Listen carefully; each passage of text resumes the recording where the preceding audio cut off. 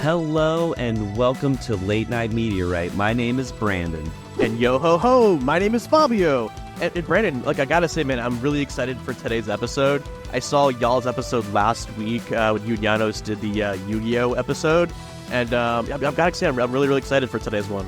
Fabio, it's been like 10 arcs since we've been on this boat. When are we gonna find something? I'm starving. Brandon, we set out together on this adventure, searching for fame, for power, for wealth. You're back into Kama till the very end, man. We just gotta keep trekking forward, man. It's all about the journey, not the destination. I guess you're right, but Fabio, we don't even have any powers. We don't have any devil fruits. I'm not learning hockey anytime soon. No, we were both definitely not learning hockey anytime soon. And I'm also getting pretty hungry. We definitely need to find some food, especially some devil fruits soon. Yeah. What if we turned devil fruits from One Piece into cursed items in Dungeons and Dragons? Right, that sounds like a both delicious and really interesting idea. I mean, it's at least something to do while we're out here. It takes my mind at least somewhat off food. Just you and I, this tiny boat, no crew, no nothing, no weapons, just two guys. Man, I'm surprised we've made it this far in 10 arcs, you said? Yeah, unfortunately, unlike Luffy, we don't have the unstoppable and yieldy power of plot, giving us just innate abilities at any given will. All we got here is our just innate charisma. Yeah. If you had to take a devil fruit and turn it into an item, what would you turn it into, Fabio? Oh gosh, yeah. Let's get started talking about this. Let's get into the meat potatoes of this. Honestly, I was going through the list of the 200 plus some devil fruits the other night just to get a little idea of vibes for today's episode.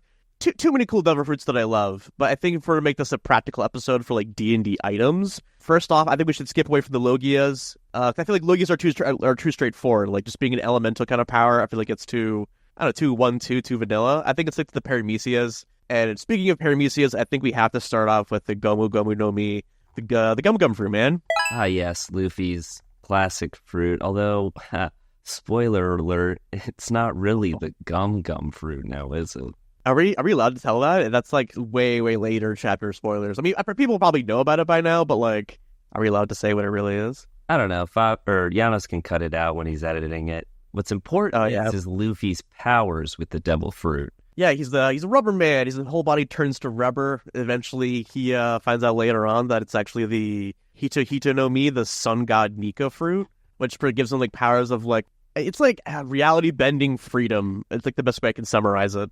On an animation scale, or at least a visual scale, it looks like he could just turn things around him into rubber, but also he just gets bigger sometimes, and then he'll make sunglasses or goggles. Oh, I loved that scene, that episode from 2 weeks ago. The whole fight between him and Rob Lucci, dude, chef kiss. I love all the homages back to their previous fight, and just how the animation style really got super cool for that fight. I'm gonna go on a huge tangent if we talk about it too long, but man, that thing was beautiful.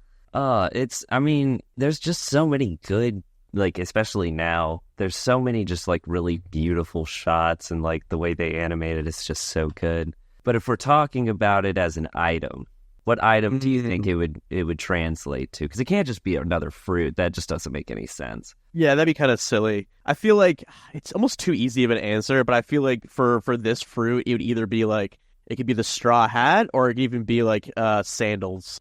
Yes, Luffy's classic sandals. Classic sandals. Everyone or straw knows hat. He gets the sand. They should. This is what they don't tell you in the One Piece lore. The straw hat is the big important plot device, but the sandals were the thing that were actually important the entire time. They show the scene of Shakes giving him the hat, but they didn't show the scene afterwards. He's oh, by the way, these sandals are way more important. He just kicks off his shoes. Just there you go, kid. You'll grow into them one day. He'll help you find the One Piece. Good luck. You'll literally be walking my shoes. Ah. Yeah, right. Yeah, but I don't know, Brad. What first comes to you when you think of the Gomu Gomu no Mi? Do you think hat? Do you think the sandals? Do you think of a whole new item and altogether? I like the straw hat idea, honestly. I mean, it's really tied to Luffy more than it is to the fruit itself. But I mean, true. We can make it. We could do something with it where we could either change the straw hat portion to have the gum gum fruit aesthetic, or like the like pattern on the gum gum fruit, like the swirls and the colors. With the swirls, I think that's a really cool idea. That's a really, really cool idea. Oh, and you can even add the stem at the top of it, so it is like just like the fruit has become a hat. Oh, that's really clever. I like that a lot. Out of the gate, I already have ideas for what we would do in terms of power. For this being a cursed fruit, and just the way that devil fruits actually work, I think we'd give it the same curse of not being able to swim in water once you wear the hat. Yes, of course, can't swim in water or seawater specifically. Yeah, And I also do like as a additional curse penalty, every like 24 hours or whatever time period we choose, the user, while he's wearing the hat, has to consume a large amount of meat. consuming large amounts of meat is absolutely hilarious for this one. Yeah, especially if it's not powered on magic, but meat is pretty funny. Let's say 8,000 calorie diet of meat, right? That's good. That's a good curse. You have to maintain that diet. You just basically have to become Joe Rogan a little bit. Eat meat. Eat meat, yeah. And if you're wearing the hat and then you like run out of calories, it just like and you're still wearing it, it just like shrivels you into an old man. Yeah, you just gain like a few levels of exhaustion. Yeah. Oh, that's clever. I like that. I mean, I think that's perfect. Maybe a decrease in movement speed. With the exhaustion as well. I think that's smart. I like that too. All right. Curse aside, powers. Yes. I think he's got his body made of rubber. I think an easy way to exemplify that was just giving him maybe like a couple buff in either AC or maybe even like his constitution, just making him a lot more robust. Or even like how we do it in the anime, like a completely immune to blunt attacks, but still susceptible to slashing and cutting attacks. Yes, brilliant. Immunity to bludgeoning attacks is excellent. I would say, yeah, the devil fruit itself would probably make you a bit hardier, right? Because you're just shorter, so you just tank some hits. It bounces around off you. What if we did like we also gave it Misty Step, but in the form of your arms stretch out to slingshot you 30 feet away?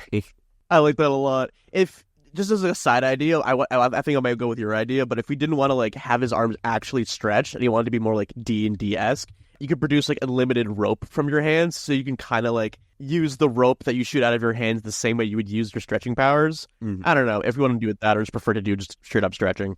I mean, we might as well do it straight up. I'm thinking you just turn into this disgusting. Because in real life, no matter what, you start seeing a human being stretch. That's body horror. That's oh my gosh, that's terrifying. Oh, how about this classic? Increase unarmed strikes to a D6, because normally your unarmed strike is like 1 plus your strength. You can add, or you can have this, which gives you the ability to whap someone from far away. A real good whap from a distance, like a gum pistol. Yeah. Oh, you could. No, that's perfect. I love that. We could even increase the reach of your like unarmed strikes too. Oh yeah, but how far? Like 20, 30 feet? Yes, but I think I should also well define it that your fists are like projectiles, so once they hit something, that's it. And they just like come right back to you, so you can't like keep doing crazy stuff. Exactly. That's fair. I think that's pretty solid in terms of abilities. Did you want to like keep adding things to represent like Luffy's gears, like gear 2 and 3, 4 and 5? I think giving the enlarge and reduce spell. No, that's brilliant. I didn't even think of that. That's perfect. I mean, to me, like the best way to... Well, I mean, you could just like say that it has 2 charges. Oh, okay. And you just spend 1 charge for enlarge reduce. Mm-hmm. So then you could just do it twice per day. I like that a lot. Yeah, I think that's a fair balance. I mean, this is a cursed item, so obviously this is like really strong already, but do you think we could do more? Well, we could always do more. I think with your idea for Misty Step, like already kind of could be incorporated into like gear 2, just with the increased speed and like agility and evasiveness. Your idea for enlarge is a good representation of like gear 3.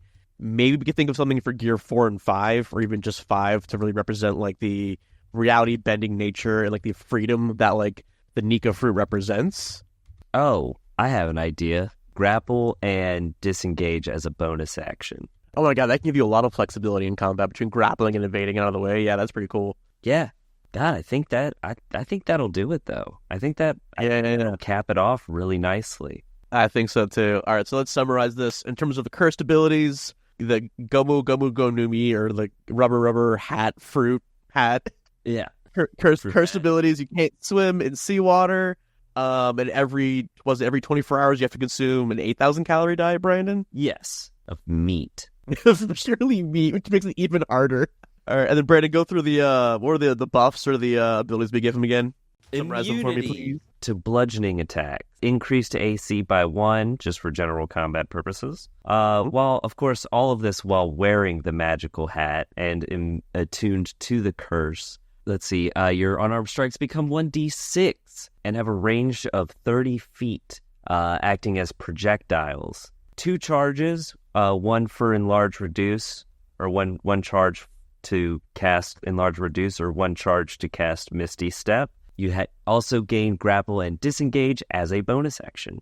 Gosh, that's so cool. I think we did a lot of really fun ideas here that really do represent like a little bit of Luffy and like the Gum Gum fruit as a whole. It's super cool. I would love to use this in a campaign. Yeah, I think this would definitely be fun. I think all of these are going to be obviously a lot more fun if you were doing like a sea campaign, because you do a campaign that's in the middle of a large city and I can't swim and yeah. Absolutely right. It really capitalizes off the curse aspect of not being able to swim as opposed to just being on land. That's very true. Very, very true. Exactly. But I think moving on to the next character, I've got one. I've got one that... Ooh, let me hear it, Brandon. Okay. Now, we all know Luffy has he has an ultimate rival in the show. All right. He's truly being set up to be one of the like biggest bads in the whole series. Like he's going to be top dog. So much so that, I mean, he's basically been a threat since pre-time skip. And of course, the person I'm talking about, Buggy D. Clown's Chop Chop fruit. Oh, I thought you were going to go for Blackbeard for a second. What? Who's Blackbeard? No one important. Oh, great. No, I think that's an awesome choice. I love the Chop Chop fruit and also just like the general progression of Buggy as a character and his relationship to Luffy, especially their arc together in like Impel Down. Oh man, I thought it was really, really cool to have them like together throughout most of that arc.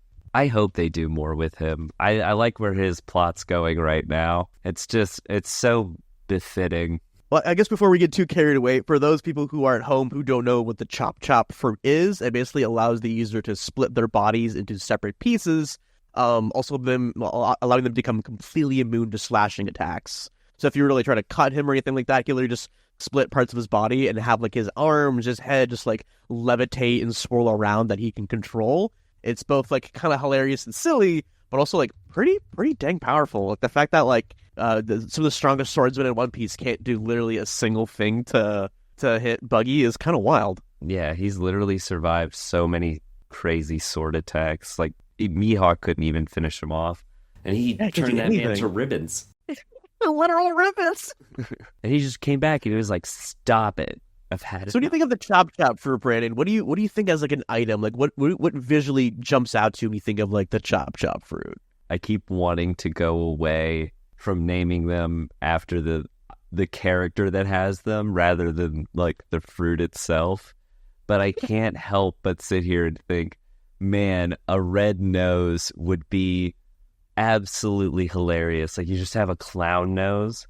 I think that makes it so fun is that you take a little bit of like the fruit and like what the user does to make an item out of it. I think you kind of have to because like the users always give the fruit so much personality. The fact that he chose his character to be like a clown too, so funny. I think the nose is perfect. The only idea I had for the Chop Chop fruit in terms of like a visual representation would either be like face paint or like a morph suit, but I think the red nose really embodies Buggy and the fruit really well. I think so too. I would say either that or maybe like an axe, but I don't know. I feel like this is more of a, like with the devil fruits, they're just more wondrous items, so it's just like sillier, goofier stuff. You're right. I really like the red nose idea. But it's for the red nose though to really add up. So I think as a base layer, all these like cursed items will have the detriment of not being able to swim in seawater. I think in addition to this one, once you put on the red nose, you can no longer take it off to the day you die. Absolutely. I also wanted to throw this idea out at you. I don't know if this would be a curse or a benefit, but if your head is chopped clean off, then your head is still alive, but it is now a separate creature from your body, and your body has to find a way to get back to you. but your body has to navigate without sight, so it's just going to be crazy to navigate. Exactly. I really like that a lot. That's actually, I think that's more of a detriment than it is an advantage, but I think that can lead to some really hilarious scenarios. Hey, but I mean, you can't have your head cut off. I mean, yeah, that's just a good rule of life and pirating. I do feel like, so I like that a lot. I also want to encompass like what you can do with the chop fruit, how he can like remove parts of his bodies off and manipulate them in air. I feel like something to do with Mage Hand is a good start of what he could do. But maybe whenever he uses Mage Hand, he has, multiple hands he can manipulate to like move like blades around and knives and such. Yeah. Yeah? Yeah. Yeah? Yes. All right. Fuck yeah. Yes. I think this is good just in the sense of immune to slashing damage. You have the multi like 5 hands. I think we could just stack upon that ability and really like flush this item out. Yeah, I think so. Like, what else can we add to this that really exemplifies the chop fruit? Well, so if we give it the ability for attacks, it's basically almost like casting like a Find Familiar in a way, but something that just doesn't have like the ability to be damaged, or if it is damaged, it's just you who is damaged. Like you just take all the damage they would receive, right? Okay, yeah, that's interesting. Oh, I had another idea. I think, I think one of the coolest thing I think that Buggy does with this fruit that I always thought was super clever, how he's actually able essentially to like fly levitate. Like he'll keep his like feet stuck to the ground, and his feet still have to like run around, but his like upper body from his like knees up essentially, or his ankles up, can float around and do whatever he seems to want, almost like full on fly. I don't know to like what extent the range is, but like what can we do to exemplify his ability to do that? Whether it's like, I don't know, like a long jump or like levitate. I think it's a really, really cool way he uses that ability. Because we could tie that into like his full mobility abilities, right? Mm-hmm. Like if we like include like the buggy car, which of course we all know is when he turns into a little car and starts riding around. Go on, yes.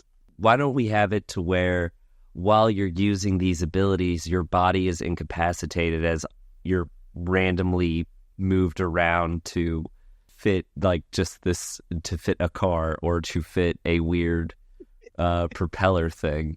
I really like that. I think that's fun. And maybe this is kind of overcooked. I know this is more of a buggy thing rather is like a chop fruit thing. But maybe we could find a way to incorporate the buggy bomb into there somehow. So maybe like once a day or like once whatever time period whatever you like per long rest, if you like squeak the nose, you can shoot out a fireball to like represent the buggy bomb. Just a straight up cannon. Just like here, you squeak the nose and it's just a fireball cantrip. Or not cantrip, the 3rd level spell. Just meaning. Yeah, it still has to make the as it shoots out a big fireball. Oh, that's hilarious. I like that a lot. Yeah, me too. Oh my god. And I also think like once per long rest is a fair balance to it. So it's not just like you're constantly going and just taking out dudes left and right. Just buggy ball spamming. Just. Yeah, God, it'd be so hilarious but so overpowered. You start getting another friend to start pinching your nose really fast. I think this is perfect. I don't think we need to add any more to this. What do you think, Brandon? I think this is plenty strong. I think so too. Yeah. All right. So to summarize, it still has the same curse of all devil fruits. This is the chop fruit. User cannot swim in seawater. Once the user puts on the clown nose, you can no longer take it off. Even if you were trying to yank it off, it's literally like attached to your body until the day you die. If your head is chopped off, of course you're still alive, but your body is over there fumbling around looking for you.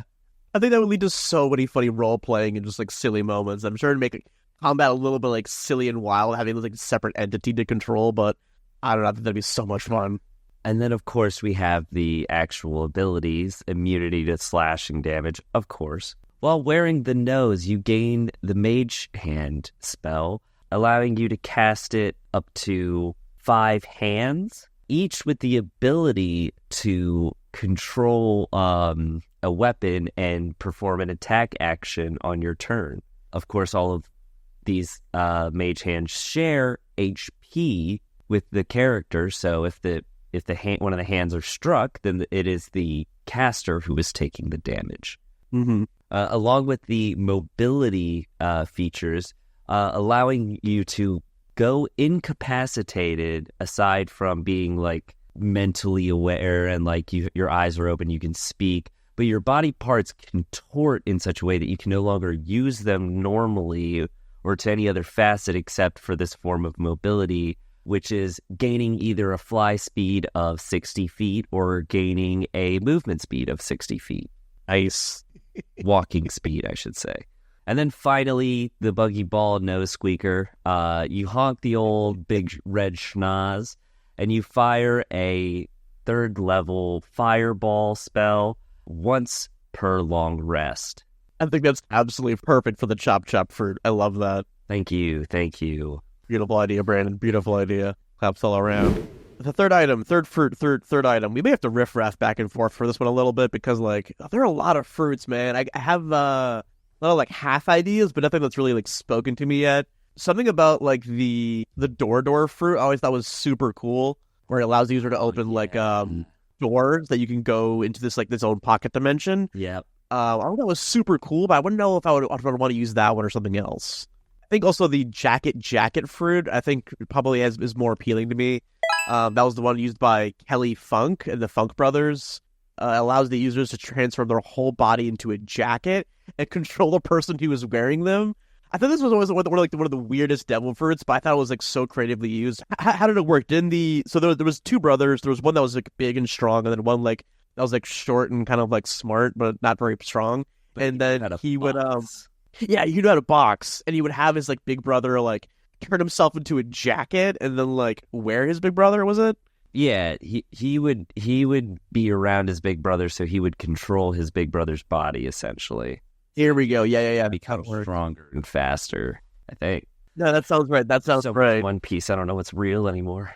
I think the jacket fruit is an excellent item. Yeah, I think so too. I think it's pretty wacky and wild, and I think it can really allow for some really interesting aesthetic. It being the jacket fruit, I feel like it has to be a jacket. I think you're right. I think you're definitely right.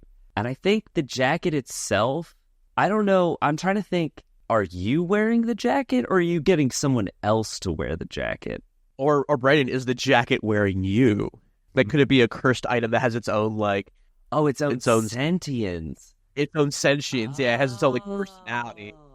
Yes. Once you put it on, like it's controlling you while you're wearing it, and you have to like completely give into it to allow it to. Maybe you could still like talk to it and still like be conscious, but you're not controlling your own body while you're wearing it. Yeah, I like that. A cursed item that is actually the curse is controlling you. I think that it just base devil fruit. You still can't swim in seawater, and then once you put on the jacket, you can't take off the jacket. Well, actually, here's a good question. So, can you communicate to the jacket if it's its own like entity with its own consciousness and like objective and feelings and things like that? Can you speak to the jacket, or is it kind of like a psychic link between you and the cursed item? Like, it can only speak to you in your brain, or does it have like a mouth that it talks to you? Like, do one of the zippers like open up and go like, "Yeah, she like you're wearing me now"? What if like a zipper just came over the lips of the person, and so like the guy would talk through your mouth, so y'all can't talk at the same time?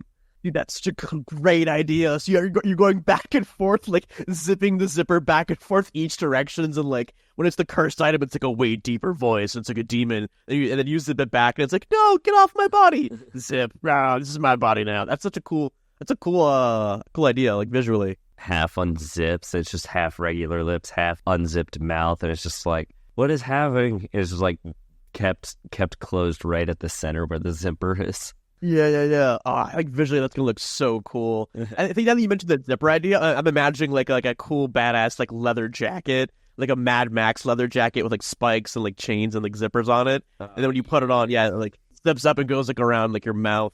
That's such a cool idea. It's almost like a Ghost Rider situation. Yeah, it's a Ghost Rider, dude. Exactly what I'm thinking too. Goodness. So you become controlled. What do you become controlled by? Is the real question. Oh, like what? Who is the entity that's controlling you? Ooh, that's a good question. So who is the jacket? I guess it could be like a demon, perhaps like a clothing demon, or a demon that was turned into a jacket. I have an idea. Hear me out. This one's gonna be this. I think this is gonna be the most wild. This out of all the items we've made, this one is the just most wild card, right? Okay, we hear it. Because it has so many weaknesses. I think the final thing you have to, or the ability of this jacket, is it allows you to roll a character piece or a character or player character, but one level higher than your current character, and you get to play that level higher character. But now, like, your morality is swapped. Maybe you don't even have like the same like backstories. You have to watch your other characters like still fighting to break out. You're just basically you're forcing one character to watch another character beat up your loved ones. Just like, that's so dark, but I kind of like that. Yeah, maybe it can make a point of always becoming like the antithesis of like the character it's wearing. Like if you're like a super loyal paladin, like a good boy character, once you put it on, you become a bad boy and you do all the opposite things. Like you used to love sweet food, but now you like salty food. Like your whole personality is like flipped. Like maybe you keep you keep like your stats and like your race, but you have to roll up basically a new class. That should be what it is. You roll a new class, but one level higher. Oh, that's such a wild idea. Because you could be like a wizard. You roll new stat. Suddenly, you're a barbarian with a new personality. That's actually pretty cool. That's wild. Yeah, and it also allows just for like, it could be good, it could be bad, it could be bad good, it could be good bad. Like this one is more so for role playing purposes. This is less for like optimizing a powerful item and anything like that. This one's just fun. Yeah, no, I love that as an idea. I think that's a great idea, Brendan. I think that's awesome. I love the concept of like a badass, like villain-esque kind of character being like, oh, this leather jacket's pretty cool. Like, I'm taking this for myself. Puts it on, and suddenly he's like a very sweet, like, sweet paladin or something like that. That's really funny. Yes, I think yes. So it'll like flip the character's morality and like basically change their backstory. So roll a backstory, roll a new class, and you have to play a new character, but still the same guy? Question mark. It's got a cool jacket though. Got a dope jacket. I am kind of curious though. So the users like on the inside, he was like trying to gain their body back. Like, do they have to roll once per long rest, like a wisdom or a constitution check to like get out of the jacket, or is it like a deal you have to make with the jacket where it's like you and I can swap every like 24 hours or something like that? How do we balance that relationship between like the user and the jacket? I think resolving the relationship between the jacket and the wearer comes down to like if you can remove the curse and take the jacket off, then obviously that saves the person. But I also think like that should be, if you want to like resolve with the entity that is in the jacket, then I think that has to be more of a role play decision. And I think also there should be a role, because there should be some fear for the new character that they lose control of the person on the inside and they try to take the jacket off. Oh, yeah. That makes sense. So I think doing like a wisdom saving throw is an excellent, or an intelligence saving throw, since it's the mind, to like regain yourself for a long enough moment to where you could take off the jacket if you wanted to. Gotcha. I wouldn't want to. I would hate to do this to someone and then they love the new character they're playing, but it's like now consistently fighting. Then I would, as a DM, I would put in like, I'm rolling in the background to see if your former self ever tries to break out. I think you're right. I think this is a really, really interesting role playing item. I would actually really love to see this used at some point. Did we want to add any last minute like additional buffs to make this a little bit sexier? Like, maybe you have immunity to one element that you have to roll for at random, whether it's like cold or fire or poison or something? Or do we want to leave it as is, just purely a role-playing item? +1 across the board on all stats and immune to one random element. Yeah, I think that sounds good. And just make it a little bit sexier, just a little bit more appealing. Level up's good, but sometimes, level ups can be mediocre depending on what you're playing. Obviously, re-rolling a whole class and all that is a fun little to boot. It can be wild, but yeah, give it a little bit of something. So to summarize, this is going to be the jacket fruit jacket. Once the user puts it on, that like leather piece like comes over the mouth with that zipper, where like both yourself and like the sentient personality of the jacket kind of like go back and forth with the zipper over the mouth, choosing who speaks, granting them both the ability and the curse to completely roll for a new class and then level up by 1. And then what else am I missing, Brandon? To the DM's discretion, if they would like to have the character or the former character roll a saving throw to try and resurface, or the player's discretion, I'll say, you can make that a mechanic of the jacket. Or if you just want to be taken over by some new crazy entity, why not do that too? I think these 3 are bangers, if I do say so myself. And when I make them, I post them on D&D Beyond, which I will post publicly. So that way, if you want to use these items in one of your campaigns, you're more than welcome to. I certainly don't care. I kind of do care, because it'd be cool if other people did, but not like, I'm not trying to be like, clingy. We really just started. I don't want to move too fast. All right, turn back to Fabio. If you do end up using them, though, just like let us know in the comments like what silly fun things you did with it. I would love to hear how people use these in their own campaigns. Like, generally, that'd be super cool to see. Yeah, and leave a comment about whatever crazy fruit items you think would be fun to like try and make for a D&D campaign. Well, Brandon, I had fun today, man. It was really cool talking about these with you. Always good. My stomach seems to have eaten itself, Fabio, so I don't think I'm going to make it to the end of this arc. Unless that's okay. Oh, what? No, go ahead. I was just going to say, unless we find that chef who knows how to create specific meals that can reform your stomach, and who's in a mountain that's surrounded by saxophone playing gorillas. No, don't worry, Brandon. I'm gonna take your corpse all the way to the end of this journey. You're finishing this journey with whether you like it or not. Maybe I'll find the revive fruit on the way, but if not, I'm just dragging your corpse along for the ride. Yo ho ho. Oh no. Well, thank you everyone for watching and sticking with this video this long till the end. If you enjoyed this video, maybe feel free to leave a comment, subscribe, or leave us a like. But if not, thank you for your time, and stay beautiful. Hey, thanks again, everybody. Have a wonderful evening. Until next time. Goodbye. Goodbye, yo ho ho.